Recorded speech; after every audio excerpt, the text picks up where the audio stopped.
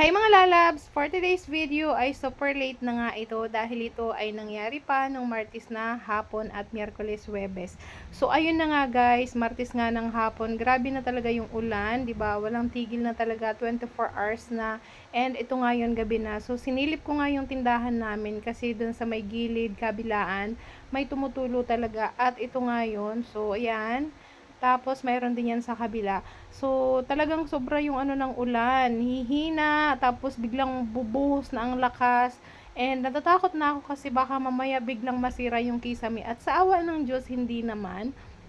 Kaya, syempre napanatag pa rin yung loob ko. Yun nga lang, pagbaba naman namin dito sa kwarto, ito na nga yun, Diyos ko po. Kinawebesan nga ng umaga, ito na nga yung nangyari. Oh, tingnan mo naman, Diyos ko po. Hindi nga kami binaha, pero ito naman, inulan dito sa kwarto namin. So, ito guys, bali galing to sa kisame namin dyan sa gilid dito sa kwarto. At, ayan, tinubig talaga yung loob ng bahay. So, nagtulungan na kami ni Rona kasi sabi niya, siya kasi yung nakapansin na may tubig na pala dito sa ilalim ng kama namin. Kasi dito rin siya natutulog kasama ko. Tapos sabi niya, ate may tubig dito. Abay, pagtingin ko nga, aba, ang dami nang tubig dito sa ilalim ng kama namin. At yun, lininis na. Kasi ano pang gagawin? Wala naman iba kundi linisin. So, buti na lang na napansin ko kagad. Kasi baka mamaya, mapunta na naman yun dun sa may cabinet ko. Ay di, wala na naman. Ayan o, tingnan nyo naman talaga kasi yung ulan. Diyos ko po, walang tigil talaga kasi guys. Halos 3 days o more than 3 days pa. O diba, ganyan kalakas talaga yung ulan. Tapos may kasama-kasama pa yung hangin. Diyos ko po.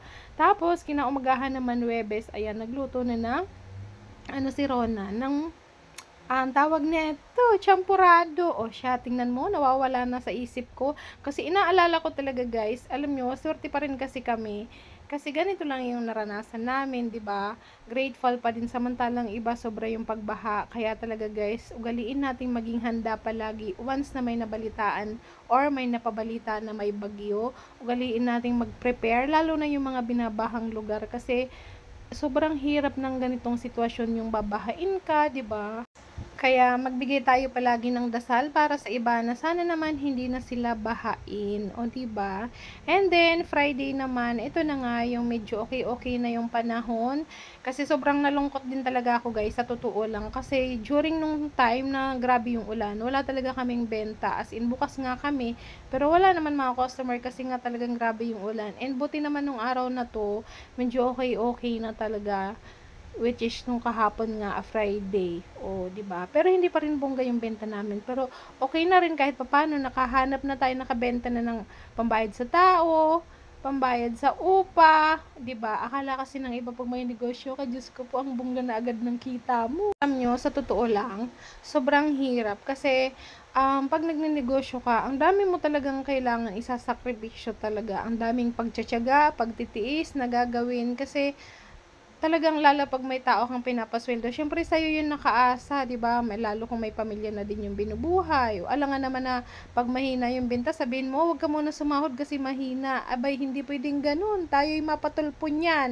O di ba? So kahit humina pa yan, kailangan natin silang swelduhan kasi ayun ay nararapat para sa kanila. And dito naman nga, syempre, ang pampatanggal ng ng stress, kidlat, o di ba naglalambing yan kasi nga wala pa rin ang papa niya, nasa probinsya din, kasi kinukuha nga yung mga itak na paninda namin dun sa Pandayan. Kaya ito, it's time for me to make lambing-lambing kay kidlat para naman hindi na siya malungkot kasi namimiss niya na talaga ang papa niya.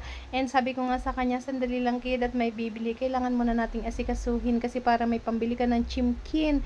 At pagkatapos nga ton guys, ayun na nga, abay, oh, tingnan mo naman ang pwesto niyan. Pagka pogi-pogi naman ng aking ambibi kidlat. Oh, 'di ba?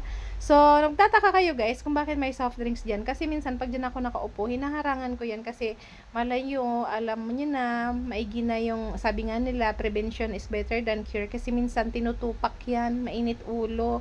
Tapos pagka lumalapit sa akin si Erwin or si Boom, ayun, inaaway niya. So, at least pag may harang na ganyan, hindi agad-agad siya lusot. Kaya hinaharangan ko. Kaso nga lang, pag minsan, pag tayo ko, ayan, aakyat siya dyan sa upuan. At ganun nga yung upo niya, o diba? Feeling pogi. Pero pogi naman talaga yung ambibi ko na yan, o diba? So, ito naman ng umaga to, Diyos ko po. naantok pa ako dito, pero syempre kailangan na natin bumangon at tayo ay may tindahan. Ayan na naman, nabulol na naman ako, pagpasensyahan niyo na talaga.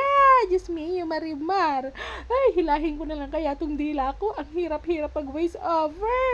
Pero para sa inyo, sige, ito na, pinag-iigihan ko na talaga. Hayaan nyo at mamasterin ko yung pag-voice over ko. Charis. Sabay-sabay tayong magdasal para sa ating mga kaibigan na sana huminto na yung ulan kasi kawawa naman yung masyadong naapektuhan ng bagyo at ito na nga si Kidlat, tingnan nyo naman nagpapahimas-himas na. Diyos me, yung maramar naman tong batang to, pagkalambing naman talaga, gusto laging nakabuntot sa mama, o diba, yan ang gusto niyan, hinaharot siya palagi. At ito naman nga si Rona, siya na daw magluto ng hapunan namin. Kaya tara guys, kain na tayo. Don't forget to like, share, and follow. Maraming salamat sa panonood. I love you all!